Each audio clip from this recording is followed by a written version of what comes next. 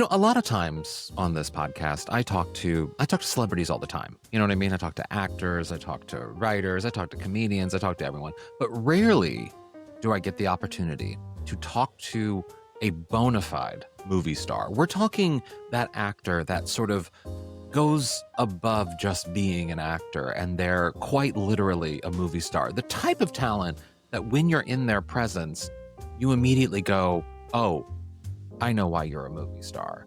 Well, that's my guest today, Keira Knightley. Keira Knightley is a movie star. I mean, she's one of the most beautiful movie stars I think we've had in the past 100 years. She's amazing. She's beautiful. She's talented. She's everything you want in a movie star. And she's everything you want from her new film, The Woman in Cabin 10.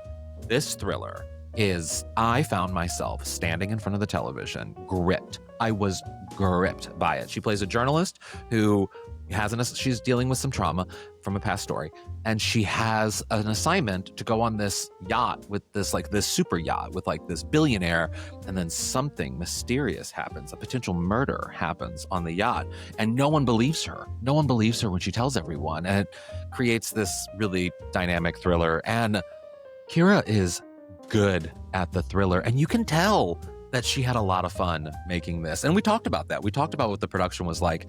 I didn't know that it was actually on a real yacht, and the way that they had to film on this yacht, they had to be super careful. And Keira details some of the craziness of filming this movie on a real super yacht. And I just want to say too, a lot of times when I do these interviews, and especially if they're a part of a junket, there's a process to it. You know what I mean? They're in movie mode. They're in movie talking mode. And they kind of say sort of canned responses sometimes. And it's not always bad. I mean, sometimes it's very good. But a lot of times they're just giving the lines about the movies. Not this with Keira Knightley. This chat with Keira Knightley, she is high energy. She is engaged. She is real. And I left it kind of thinking wow, had I just met a real person, not just a movie star, but I'm engaged with Keira Knightley. Lots of laughs. Lots of laughs in this one. She and I go back and forth on so many different things. And we also talked about her impact on, pop culture, really for my generation of millennials with Bend It Like Beckham, Love Actually, Pride and Prejudice, all of the Pirates of the Caribbean movies, Atonement. There's so many movies that Keira Knightley has been in that have defined really a generation of people. And we talk a little bit about her experience with fans and being a part of sort of that generation's experience with pop culture, and also a very funny encounter involving Love Actually that is at the end of our chat. You really don't want to miss that story she has to tell about that. It involves a car and a sign and crazy things. Anyway, sit back and grab a snack because I will be right back talking with Keira Knightley about her new movie, The Woman in Cabin 10. Hello, it's nice to meet you. Nice to meet you too. I have to say I'm a big fan of yours, have been for a very long time. So getting this opportunity and watching this movie was such a treat. Oh, that's very kind of you. Thank you very much. Of course, of course. Well, this movie, watching it just felt like it was fun to make. You know what I mean? That came through in the viewing experience. Was it fun for you? That's nice. I mean, the people were wonderful. And I think it was really fortunate because we were trapped on that yacht for at least 3 weeks. And, the story is rather tense. I think if we'd had difficult people as well, that may have made me jump overboard. And fortunately, I did not. And they were all lovely. And I think, part of the joy of making something that's sort of so tense and twisted and strange is when you're working with really lovely people, you can also have a bit of a giggle as well. So I think we did absolutely manage to do that. It was quite tricky filming on a yacht. And I think, when I first heard about it, the reason I wanted to do this was because of Simon Stone. I'd seen his film The Dig, and I'd seen lots of his theatre that was so brilliant. And I thought, wow, it's really interesting that he wants to make this kind of a thriller, and I've always been a fan of a thriller. I love a thriller. So, I was really excited about it. But I did think, great, it's a luxury yacht. That's going to be nice. And I hadn't quite factored in the English Channel of it, which made it cold, Yes. and wet and windy. And also, the fact that it's a yacht that, so it's always got to have 25 crew members to actually sail the yacht. And then it's built for 12 guests, But so we had the 25 crew members, we had 70 film crew, and then about 20 actors. And because the boat was so expensive, we weren't allowed to touch any of the walls. We weren't allowed to step on any of the carpets. We weren't allowed to sit on any of the furniture. We weren't allowed to like eat or drink anywhere, you know. So we were all kind of crammed together in the middle, trying desperately not to touch anything. And the actors, we were allowed to sit on the furniture during the scenes.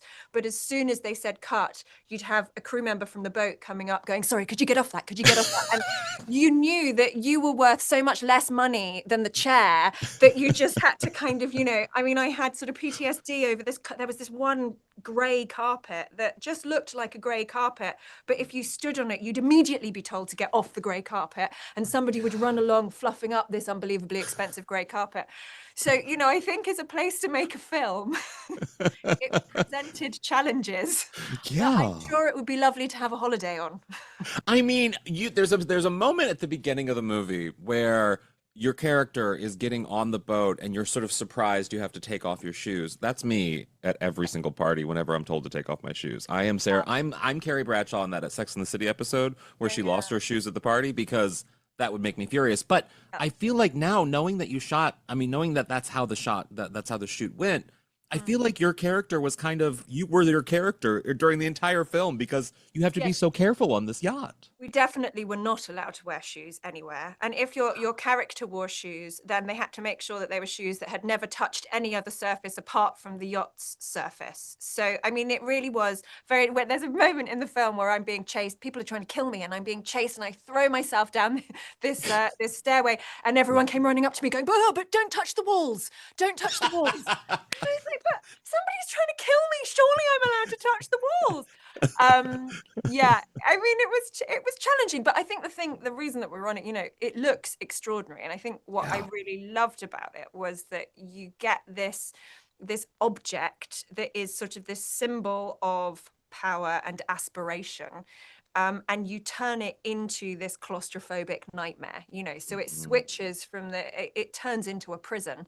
And I was really interested in how that thing that you think of as this sparkly, luxurious thing can twist into a nightmare. I thought that was really fun. Well, I kept thinking about that too, actually. It's so funny you mentioned that because as I was watching the movie, it felt like the yacht was a supporting character, but also kind of the monster in that you're having to figure out how to solve this thing on this other entity, this yacht that is just sort of kind of crazy in itself, you know? I mean, it's definitely crazy in itself. I mean, there's no doubt that it's definitely a crazy thing. And I think also just that sense of however luxurious a boat can be, you are trapped in the middle of the ocean. Like there's no way off. And if you happen to be trapped with a murderer, you know, then it's not an ideal situation. So I thought the whole thing was like a really interesting psychological play. And then you add the other, I think, truly nightmarish thing of not being believed. You know, you're standing in a room full of people and you're saying exactly what the truth is, and you're either being called a liar or you're being called insane. I mean, for most of us, that is a nightmare scenario. So I think, again, the boat turns into this sort of metaphorical version of like what's happening to her amongst these people and this whole thing, you know? Well, and even, I mean, yes, it's a nightmare scenario to not be believed in general settings, but when someone has been murdered, it's especially it's much worse. It's much worse. Much worse. And nobody even believes that anyone's been murdered, which is really confusing. It's so good. It's so good. So, like, I mean, what about, I will say too, like, as a journalist, we're not getting jobs like that these days. We're not. So, I'm not. What, the luxury cruise job? It's a shame, isn't it? No, I would take it. Even if someone was getting murdered, I'd be like, I'd still go. I'd still go, guys. I still want the cabin and the champagne. That's fine. Yes. Yeah, let's do it. But like, what about this? Because the story has been, I mean, the book came out, maybe 10 years ago now. So like, what about this story appealed to you? I mean, it was mostly, so I haven't read the book, and actually I didn't know it was based on a book. So I just got the script and knew that Simon Stone was attached to do it and wanted to do it based on that. And I think, again, I'm a fan of the genre. I really enjoy a thriller. I really enjoy those kind of 70s thrillers. You've normally got a Yes. male lead, you know, it's kind of, they're kind of cool, but they're trapped in this thing. They're trying to figure it out. You know, they're always Mhm. shot beautifully. It's always been just on my bucket list of like things to do within my career. It's like, yeah, I want to be Warren Beatty in Parallax View. Like that's what I would Yeah. do. So when I was talking to kind of Simon Stone about this, he was like, look, I want Warren Beatty in Parallax View. I want Robert Redford in All the President's Men. And like, you know, Oh, he split it. And I'm like, yes, I never get to play these guys. This is really fun. yeah. So I Y- think it was also just, it was the opportunity to do that. But also within this kind of, you rarely play characters that are so certain. Yeah. You know, I mean, normally they're not certain. Normally, actually, the fact that they're not certain is what makes them interesting. But actually, I think it's her certainty, faced with all of these people saying you're wrong, and the fact that she just keeps going and keeps going like a dog with a bone. Yeah. It was nice to play somebody so certain. Yeah, I'm sure. I'm sure. But also to get into the sort of the thriller whodunit appeal, I also love that. And I particularly love films like that that have the female lead that in a way she has to really her gender I think is also a part of the what makes the thriller so good. Her being a woman, like your character being a woman, is actually part of what makes the story so good because it's standing up to this rich powerful man, and Yeah, the social dynamics of that we all experience in our lives and we see it every single day is yeah. just so apparent, you know? Yeah, yeah, yeah. But it's also, you know, I think we are definitely playing with the idea of like women are not believed, right? So, Yes. and I Yes. think I know in the book, a lot of people have said, you know, she's a much more sort of damaged character, right? She has Hmm. PTSD, she has insomnia, and we're sort of playing with bits of that. But I think what we really wanted to do was sort of this was Simon's take on it. He's like, I don't want to play the I want to play her that she should be believed. I want to Yeah. play her that she has absolute certainty because Mhm. even when she has absolute certainty, they're not believing her. And, you know, Yeah. and that dynamic is a really interesting one. And she's also, you know, this is a strange way of putting it, but, you know, we haven't played the kind of sexy femininity with her, Yeah. right? Yeah. She's actually quite a straight kind of Hmm. straight character. It's a buttoned up shirt. It's like, you know, so she's not playing any feminine wiles. So it's also Yeah. taking that away, and yet she still isn't believed. So it's sort of Yeah. playing on all of those kind of gender stereotypes within it, but also just putting it in a scenario where whether you're a man or a woman, if you're standing in the middle of somebody and you're telling your truth and everybody's Yes. saying you're lying, I mean, that's a nightmare Yes. scenario, whatever gender you are. But I think Hmm. the kind of lovely thing about this is also playing with that.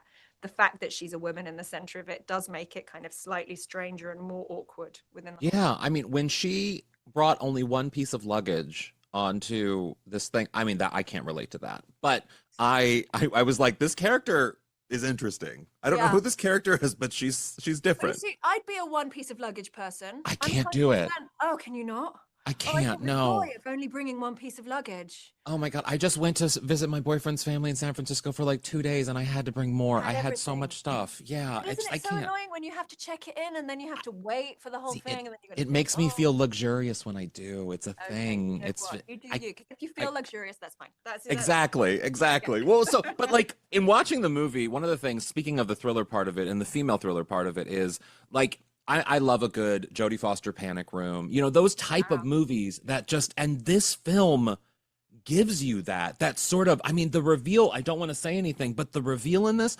the mark of a good thriller is you're watching it, you're doing things, you know, I'm at home because it's Netflix, you know, I'm doing things, and then I have Yeah. to stop. My boyfriend literally came out and said, why are you standing in front of the TV? And I was like, because I'm gripped, because I need to know what's happening. Oh, that's great. I I'm can't sit thrilled. down even. Yeah. Yeah, So great. like, does that sort of, do you hope to do more thrillers in this vein? Because it is just, you're so good at it. Oh, thank you very much. I do love a thriller. I mean, I really do love a thriller. And I think as far as like, I just think they're fun, you know, and I think Yeah. this is a part of my career where I'm sort of looking for stuff that is fun. I mean, I found that with Black Doves as well. You know, yes, it's Yes. violent and it has darkness and it has all the rest of it. But as far as things that I like to watch, I'm like, it's fun. And I Yeah. think the same as this. I find these, they're exciting, they're gripping. You know, yeah, there's a dark heart to it. There's a noir kind of stuff, but you know, Hmm. that's life. Yeah. And but Yeah. there's an intensity and a kind of that I find thrilling to watch. So yeah, I do want to do more of these. It's great. I love being the hero as well. It was very Yeah. exciting. There's a whole chase this sequence, I'm running around the boat, and there's a lovely man called John who was playing the captain, and he's running after me. He's bigger than me and much faster. And I got to turn around to him and be like, John, I am the hero. I don't care that you can run that fast. You don't get to catch me because I'm the hero. Okay. I mean, it's just great. It's great. It's great. That's the great thing about being an actor, I guess. It's just you can get that. You can live that fantasy. I win, guys. By the way, well, so like watching the film, what I love about it is there's these rich people who are just so out of touch with reality in a lot of ways, who are kind of existing in their own sort of realm, and you are all of us. Your character is all of us reacting to how these rich people exist in this way. So I look at you as an actor and I'm like, Keira Knightley knows some rich people. Like you exist in circles. I have met some rich people. I've never been on a super yacht though. This was my first super yacht. So was it really? I might know some rich people, but they're not that rich. This was a whole new level of rich for me.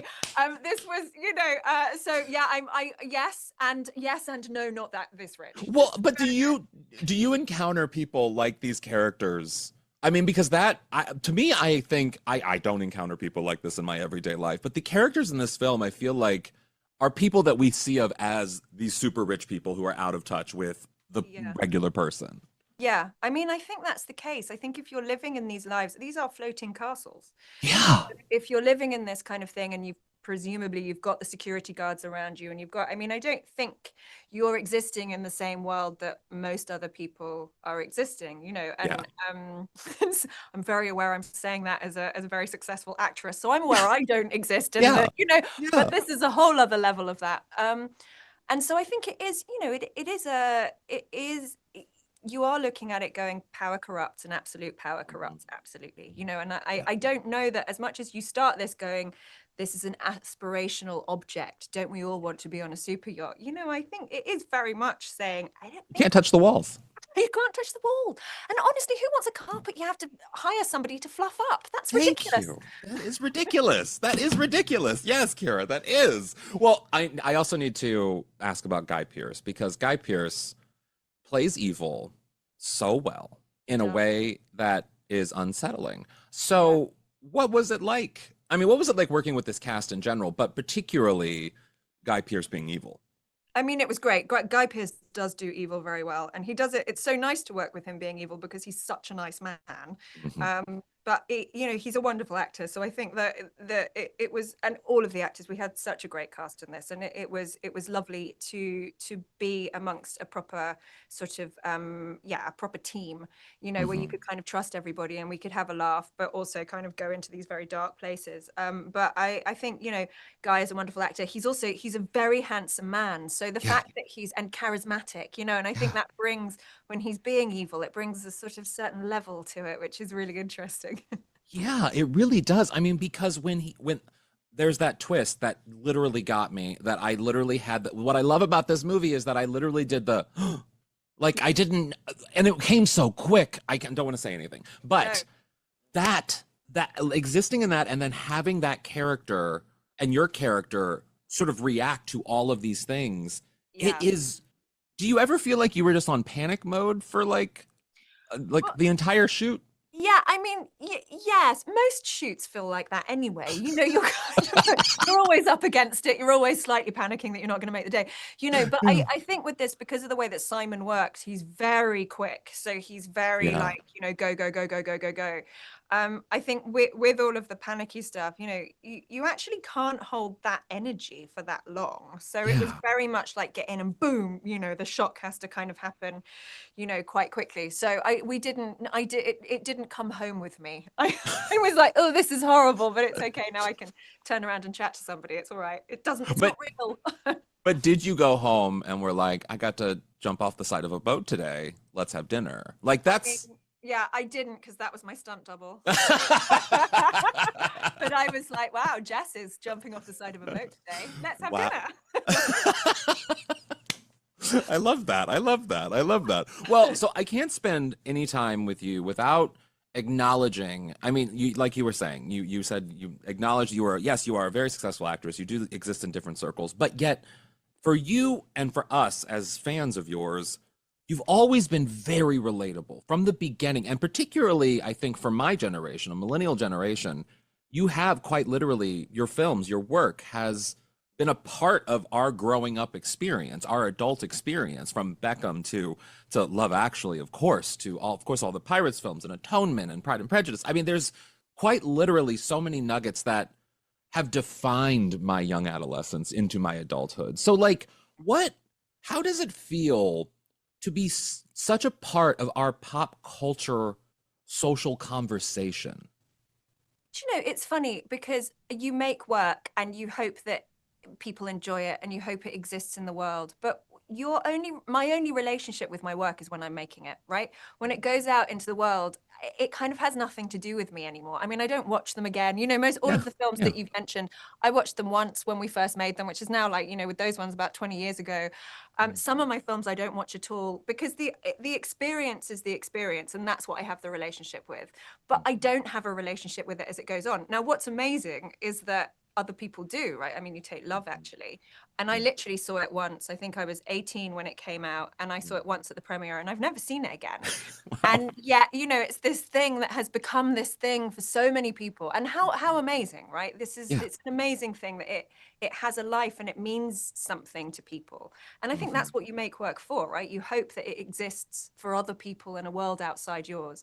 But yeah, it's always a little strange for me because I can't join people there. I don't have the Love Actually experience this is part of my Christmas experience, and therefore, you know, I have like, I was 18 and Richard Curtis is still a lovely friend of mine, and you know, and it's a separate thing, but it's not that thing. But I feel very, very fortunate. I mean, you make work so that people enjoy it. So how amazing that it's found audiences and that people have enjoyed it, and that they still get something from it is why you do what you do. So that it's amazing. Yeah, and do people, I mean, because to that, yes, and I can understand that completely, but they're also, I feel like because of your work and because your work does persist over the years and people do, especially with a film like Love Actually, people come back to it every single year, like, you must have interesting fan encounters. You must, because your films they range in fan bases. Yeah, they do. You know, mostly people don't recognize me. I'm quite good at being scruffy. I mean, I'm doing press today, so I'm very fancy. But I'm normally a pretty scruffy person that can kind of like dodge and weave. I'm not that big, you know, I can kind of disappear in a crowd. So I don't really have that many fan experiences. Mostly I have people think I'm Natalie Portman. And I can safely say that her fans are big fans of hers, apart from that they think that I'm her. So maybe they're not. Maybe they're not that big. So no, I mean, occasionally I get people coming up, you know, and I'd say that Bend It Like Beckham is a perfect example of that. You know, it's that there is still not another film about women's soccer, right? Yeah. And it did have a place in that cultural landscape. And I think it did help to kind of to tell girls that it was okay to like soccer and play soccer, and it had its place.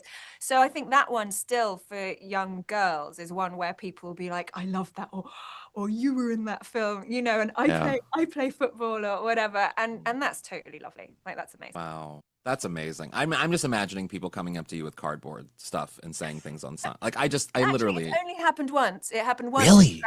Traffic jam. It was quite awkward because we were stuck in the traffic jam, and it was a builder's truck. It was a group of builders with the signs next to it.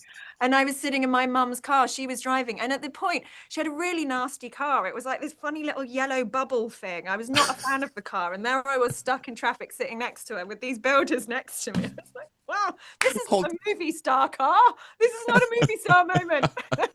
You really are a regular. You really do blend in with the crowd, I guess. It was a bit too regular that day. Well, Keira, it's been a pleasure chatting with you. The film is fantastic. I will be watching it again because this is quite, my boyfriend and I watch like films like Panic Room, etc. constantly. This will be in the rotation. Amazing. It's so good. It's so good. It's so good. Thank you for taking the time. Thanks very much. Thanks.